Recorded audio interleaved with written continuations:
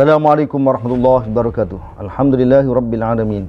Wassalatu wassalamu ala sayyidina Muhammadin sayyidil anbiya'i wal mursalin wa ala alihi wa sahbihi wa sallim ajma'in, amma ba'd. Saudara-saudara yang dirahmati Allah SWT, bagaimana Islam menjaga umatnya agar tetap berada dalam akidahnya? Di dalam Islam, orang yang murtad itu terkategori sebagai pelaku jarimah, pelaku kriminal, dan oleh karena itu wajib dijatuhkan atasnya hukuman yang sangat berat.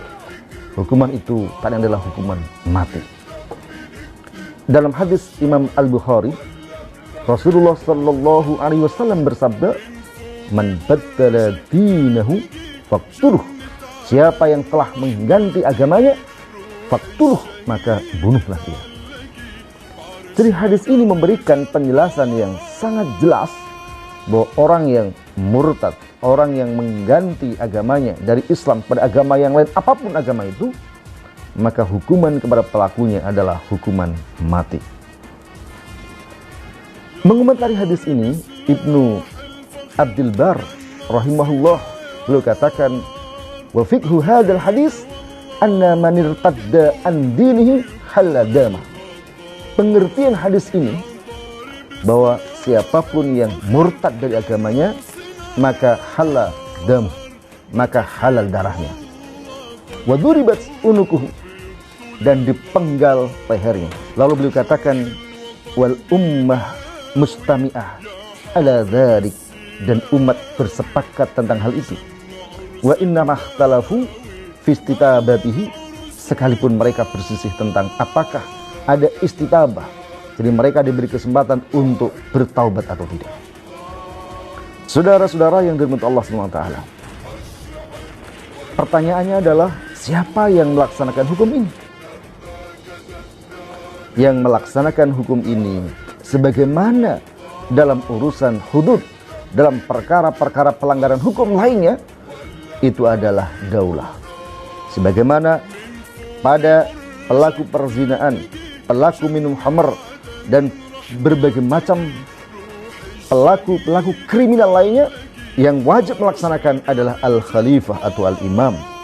Yang dalam hal ini, khalifah atau al-imam itu bisa mewakilkan kepada orang, kepada qadhi dan lain sebagainya.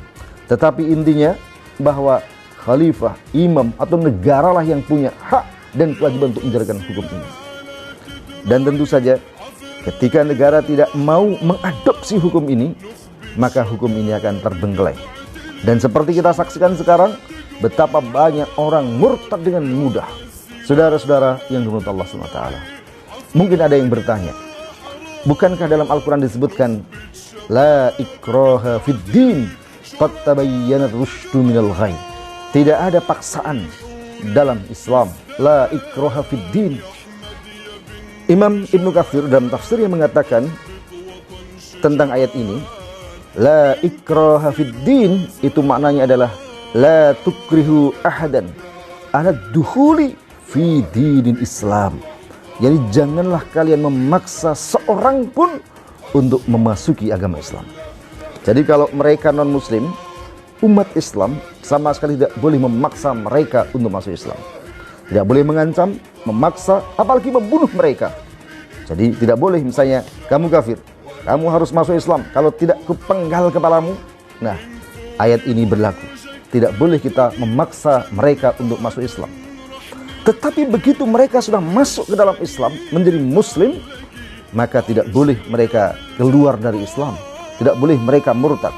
Ketika itu dilakukan, maka mereka telah melakukan tindakan pidana, dan hukuman kepada pelakunya adalah hukuman mati. Saudara-saudara yang dirahmati Allah SWT, di dalam Islam, orang yang melakukan tindakan pidana seperti mencuri, lalu kemudian dalam Islam ditetapkan bahwa hukuman kepada pelakunya adalah dipotong tangannya, maka ketika dia dipotong tangannya, itu menjadi kafarah, menjadi penebus dosa bagi dia di akhirat kelak. Sehingga di akhirat kelak dia tidak dihukum atas tindakan kejahatan yang dilakukan tadi. Pertanyaannya adalah, lalu bagaimana dengan orang yang murtad? Apakah ketika ada orang murtad Allah ditegakkan hukuman mati kepadanya, lalu kemudian itu menjadi penebus dosa bagi dia? Jawabannya tidak. Karena ketika dia murtad dari Islam, seluruh amal perbuatannya terhapus dan dia masuk ke dalam neraka selama-lamanya. Allah SWT berfirman, "Wa may yartadid minkum an dinihi fayamut wa huwa kafirun faulaika habitat a'maluhum bid dunya wal akhirah."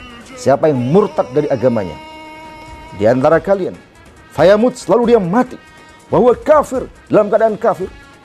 Jadi kalau ada orang mulai kecil dia Islam, bahkan sejak lahir dia lahir dari rahim seorang muslimah, lalu kemudian menjadi besar, katakanlah sampai 60 tahun dia muslim, 5 menit sebelum mati dia keluar dari Islam, mati dalam keadaan kafir, maka menurut ayat ini faulaika habitat a'maluhum bid dunya wal akhirah, maka terhapuslah amal mereka di dunia dan akhirat.